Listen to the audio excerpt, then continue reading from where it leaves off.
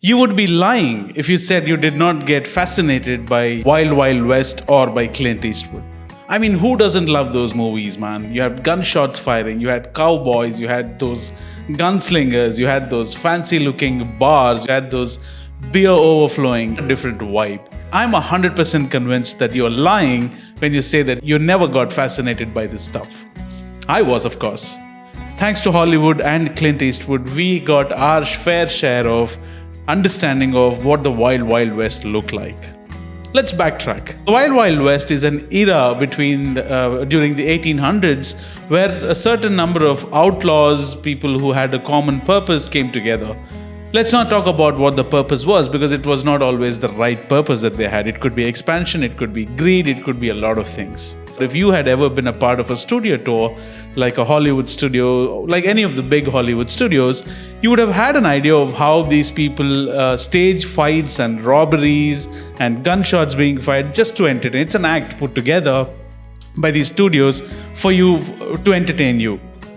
But what if I tell you that things like this happen in real life, where people of a town stage things together for entertaining tourists? I'm not kidding. Let's go back to Nevada in 1870s to something called as Eureka County, which is a part of Nevada, and there was a small railroad town called as the Palisade. It was a very quiet town. It was a very small, quiet town with a very, very low crime rate. Believe it or not, the town did not even have a sheriff. Thanks to the transatlantic railroad, this became a very busy place and people started traveling back and forth through this town.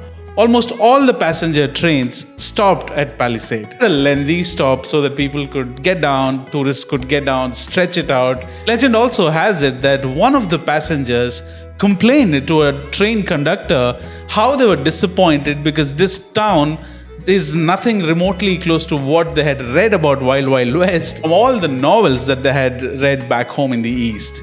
The community came together and the townspeople decided to give the audience exactly what they wanted.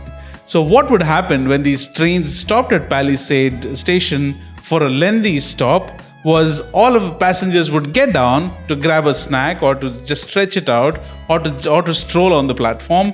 And all of a sudden, you would hear these gunshots being fired, gunslingers everywhere, people robbing everyone off, and passengers were in panic. They were in panic that they had to run to a safe spot, sometimes back into the train, sometimes under the car, so they could go and hide wherever they want. Little did they know that it was all a staged act. All the robberies, all the gunshots fired were all fake. The blood used was the beef blood from the local slaughterhouse. Nobody knew about it except for the local community and residents of Palisade. Such a fascinating act to put together, perhaps to enhance tourism, who knows? But it was fascinating nevertheless. Also makes me think that maybe this could have been the inspiration for the big Hollywood studios today to execute such acts or to include such acts in their studio tours to make it really exciting for you. What would you do if you were a passenger in the train? How would you react to this?